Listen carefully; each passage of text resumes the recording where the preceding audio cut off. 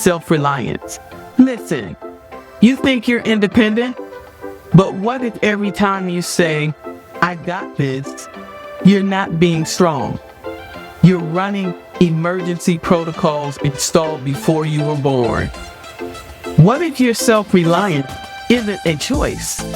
It's an inherited infrastructure built for dangers you don't face anymore. Let me show you what you've been standing on. Layer 1. When you first learned it, you learned to handle everything yourself. The day asking for help became dangerous. Maybe you were 8, asked for help, got yelled at. Maybe you were 16, needed support, heard, tough it up. Maybe you were 25, reached out, watched them use it against you. Your nervous system recorded it. Ask for help. Get hurt. Need someone? Lose safety. Stay alone. Survive. Layer 2. How your family passed it down. Your mother couldn't ask for help because her mother couldn't ask for help. Because her mother learned that depending on anyone meant death.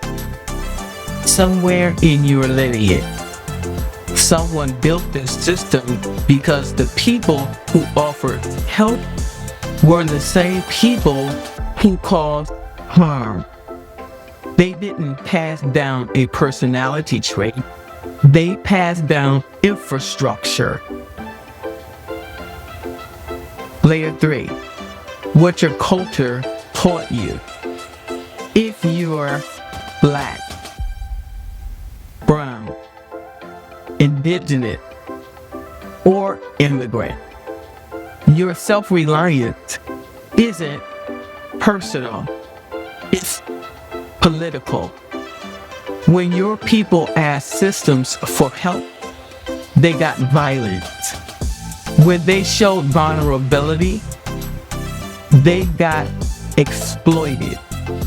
When they needed support, they got separation. So, your community taught you, don't show weakness. Handle it yourself. This isn't stubbornness. This is strategy. Layer 4. What your ancestors survived. You're carrying encoded memory of what happens when your people trust systems designed to harm them. When mutual aid was destroyed, when asking for help meant family separation, when showing need meant death. Research proves it. Trauma alters genes across generations. You're not just carrying your story, you're carrying your lineage data on trust. Downloaded before you were born.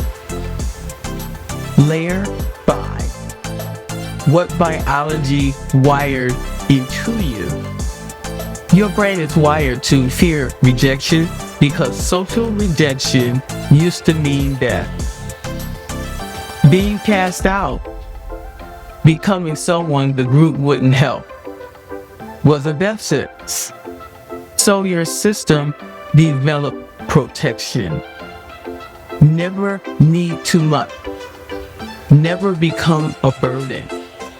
Stay vulnerable enough to keep.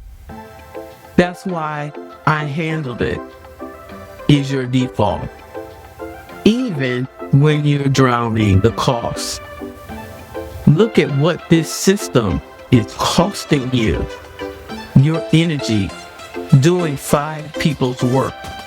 Your joy, burning out rather than asking. Your connection, Achieving alone in a community-shaped whole, you're exhausting yourself, protecting against abandonment that isn't coming. The work isn't learning to ask for help. The work is recognizing you're living in survival architecture that says, need no one, because your ancestors couldn't trust anyone. And you're allowed to rebuild, not because their system was wrong, but because you're not in their condition anymore. The shift. You don't eliminate self-reliance. You install discernment. Who is actually safe to depend on? When does independence serve you? When does community carry you better? You honor your ancestors' survival and choose interdependence. Both can be true. The inheritance. When you excavate and rebuild, your descendants won't inherit your armor. They inherit your discernment, the ability to know when to stand alone, when to let community hold them, not because you became weak, but because you became wise enough to know the difference between survival and thriving. The room is safe. Your system just doesn't know it yet, but you can teach it.